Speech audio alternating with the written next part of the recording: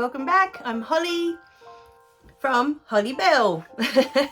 Okay, so what I thought we'd do moving forward is go through the different books. So at the moment I'm going through Your Past is a Gift, and I'm choosing different chapters, and from each chapter I'll choose just a tiny little excerpt that I'll read out, and then from there we'll have a talk about how you can use this in your own life, or how it can improve your life, or how you want to use it, what it says to you, how it resonates with you.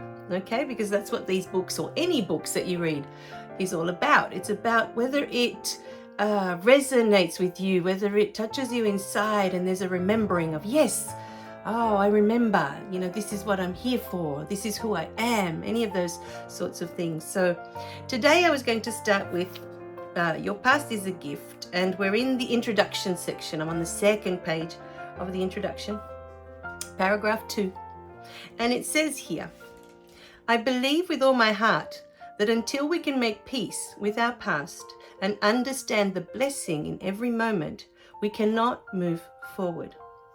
At each point, we have made interpretations about others, about the world, about ourselves. As children, we take in what adults tell us is true.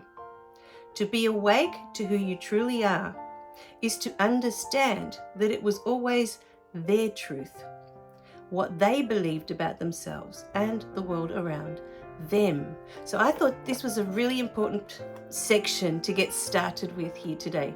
The reason I chose this section is really the reason why I wrote the book in the first place. You see, up until that point in my life, my whole adult life, there was this underlying anger, and there was this underlying fear, and an underlying pain inside of me. There was something there lurking under the dark. And even though I kept trying to move forward, you see, this is why these books have been created. There are so many people out there that tell you to just look forward, look to the future, the best is yet to come, and all of that. So you've probably heard all of it, online and from other people. And this is what everyone around you keeps telling you, to look forward, to look to the future, or to be present, those sorts of things. But very few people talk about, hey, let's look at our past. Let's look at what we've already been through, and let's discover, let's unravel why we went through that. What's that all about? Why did we need to go through all of that? Because I know firsthand that until I started looking at all of that, it's like this backpack that you're carrying around, this backpack that's really, really heavy, by the way, and you carry it with you everywhere, and it's got all the stuff that you've been through in this backpack. And you're standing here now in this present moment, but unless you've addressed all that stuff that you've already been through that's still in your backpack, you're still carrying it around with you. It still goes with you everywhere you go. Now, there was something really beautiful that came up in the last book that I've just sent off to the publishers, and that is that what happens is that each event that we've been through in the past, it's not about the event in itself, no matter how traumatic that event was or not, because my childhood was not, compared to other childhoods, it wasn't that traumatic. I wasn't sexually abused, or other childhoods where you grow up in war, and every day you're afraid, you fear for your own life and the life of your family. That's really, really traumatic childhoods. But what happens is there's the event, okay, the moment that something happens. It just happens. It's an event. That's all it is. The problem with that event is that we make up all these interpretations about ourselves. We make up all these interpretations about the world around us. We make all these decisions in our head from these events. Now I'm going to use an example because it's quite a common example I find for a lot of people that I've known in my life. So let's go with the example that you do a maths test at school. Let's say it's grade 2, right? Early days. So you're about 6 or 7, and 6, 7 or 8, around those sorts of years, right? And you do this maths test, and out of 100 you get, say, 40. So it's an obvious fail if you want to look at it that way, right? You obviously did not do very well with this test.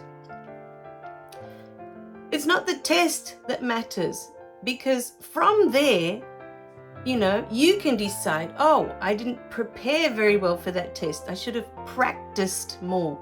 I should have done more so that I was ready for that test. Because you can learn. Everything in life you can learn it. But there's 2 things that stop you from doing that. One is there's no interest, because most of us aren't interested in maths, right? So firstly, there's no interest in the subject whatsoever. And secondly, it's something that you've got to work hard at to get good at it, right? But most of us will take that test, get 40 out of 100 and decide, oh, somehow I must be stupid because I failed. We assume straight away from that we're stupid, that we're not smart enough. These are the things that we take away from the event. The event is the maths test. We get 40 out of 100 from the maths test. This is the event. These are the facts. This is what happened. But from there, we decide all of these things about ourselves. All of a sudden, we're not smart enough because we didn't pass that test. And mind you, within maths, there are so many different subjects. So you may not do well with that test. That test might have been fractions, which is really complicated. It is something you've got to practice a lot to get good at. But the next test might be geometry, which is a completely different subject within maths. And you might get 100 out of 100 out of that because you understand that one. But you've already assumed from that one test that you're not smart enough. And from there come all these decisions that, well, you're not going to go to university because you're not smart enough. You're not going to pursue a career in anything because you're not smart enough. Do you see where I'm going with it? It's not the event, it's the decisions that you make about you. I'm not smart enough. The decisions you make about the world, well, I'm going to have to go and get just a job that's beneath me because I can't aspire to anything because I'm not smart enough. You already make up all these things about yourself. But I think what was important about what we read today was that we take on what the grown-ups around us are telling us all the time. We take on what they say, their truth. And if you're already growing up in a household where your parents think that they're not smart enough, it's very easy for you to take on that belief, because if your parents aren't smart enough, why would you be smart enough? It's obvious that you failed the test because, look at where you came from, And that's just one example.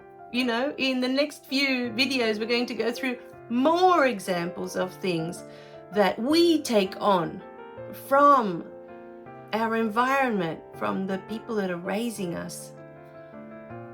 Because it's such an important step, I find. And the reason I found, for me, it was such an important step is because until you start to look at your beautiful past and what you've been through and the decisions that you've made, until you take that step, you still have that backpack on with that heavy weight of all those beliefs that you carry around about yourself and about the world and about your parents, all the things that you decided when you were young. You are carrying them with you. So it's very hard to move forward into that beautiful future that everybody tells you to just focus on when you've got this heavy backpack on. You've got this weight on you.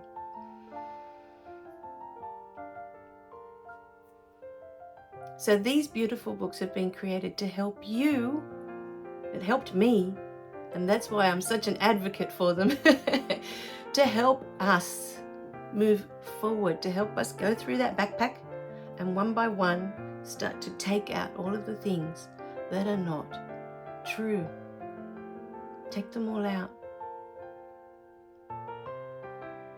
Because until we do, we cannot create a different future. I'll talk more about it in the next video. I don't want it to go too long, but I love you.